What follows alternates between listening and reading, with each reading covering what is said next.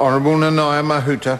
I too am pleased to take a call on this third reading for the local government borrowing bill and recapitulate a number of comments that have already been raised in the House and support the general intent, which is to enable councils to borrow at a lesser rate than they currently are.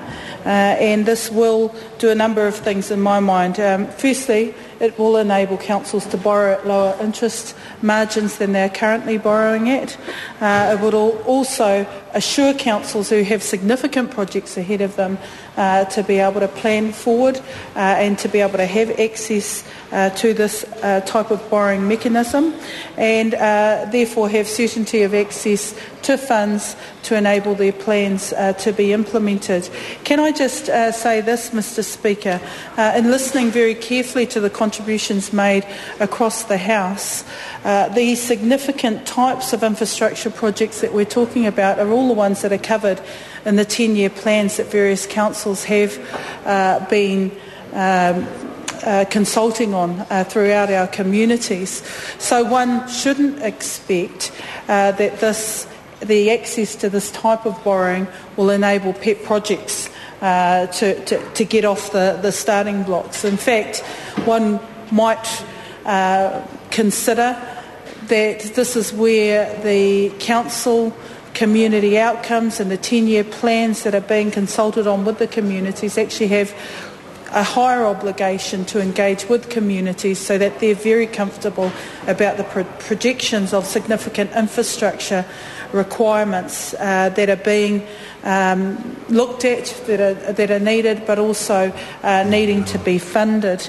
And I do want to raise one small concern because what we do know is that this government has pulled away from funding the Swiss scheme, the Sewage and Wastewater Subsidy Scheme, DWIS, which is for drinking water subsidy scheme. And my one concern is that in small communities and rural communities of less than 100 or so people, will it be a significant type of project that would gain access to this type of funding? And I just draw the attention of the House to those smaller but very necessary types of schemes that were funded under the Ministry of Health, and this government pulled that funding away.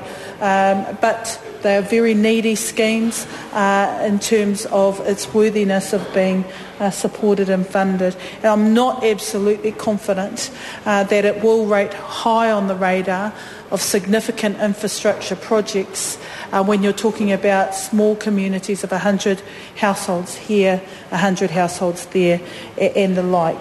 I would like to think that those rural communities in very many of our electorates would gain some priority to funding their significant sewerage infrastructure upgrades, but it's a lot of money for a small number of households. And I have had direct experience with a number of councils who have said, look, it's just too costly for us to fund that by ourselves and put the onus of that cost either directly on the council itself or apportion some of that cost to those small number of rural residents. And I think it is still something that is worth considering, if not directly as a benefactor from this type of initiative. It is worth considering those important infrastructure needs that need to be funded in some way or another. Mr Speaker, there have been contributions by my colleagues before me who have highlighted that we are supportive of a local government bond bank because we know that, Kiwi mums and dads can actually contribute to investing in infrastructure requirements throughout their community and have a stake in the ground, if you like, about what's happening there and their ability to contribute and also benefit from their contribution through a bond type scheme.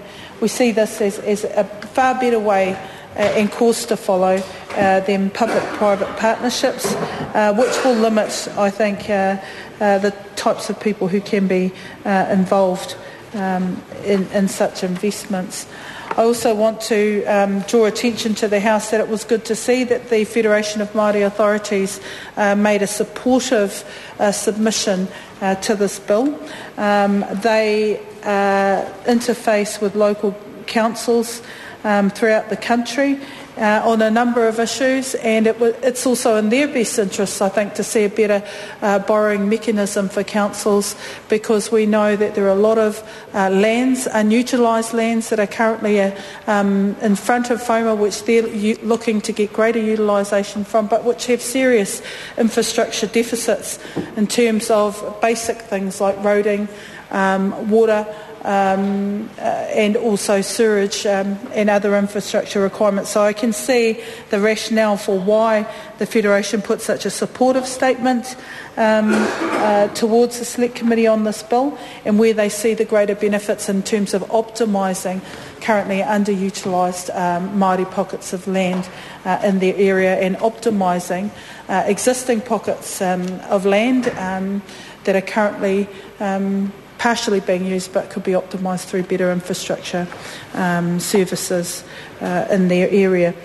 Mr Speaker, I didn't want to take too long on this bill, because much of the support that has been spoken about by colleagues before me really clearly puts Labour's position, which is that we support the bill. We've listened carefully to the submissions throughout. I raise a number of small concerns, but in evaluating, I guess, the effectiveness of this bill in time to come, the proof will be in the pudding. And that will be specifically whether or not small infrastructure schemes, often rural schemes, will be funded to the degree of its need, and whether they will see any benefit from this type of bill. I certainly hope they do.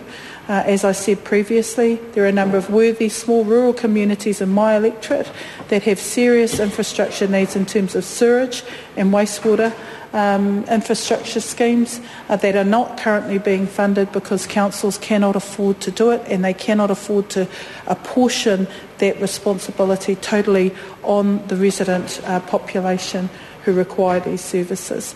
So with that said, I look forward to watching how this tracks out for councils over time.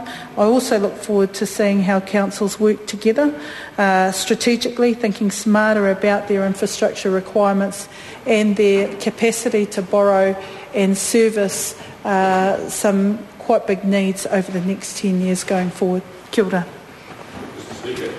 Dr. Cam.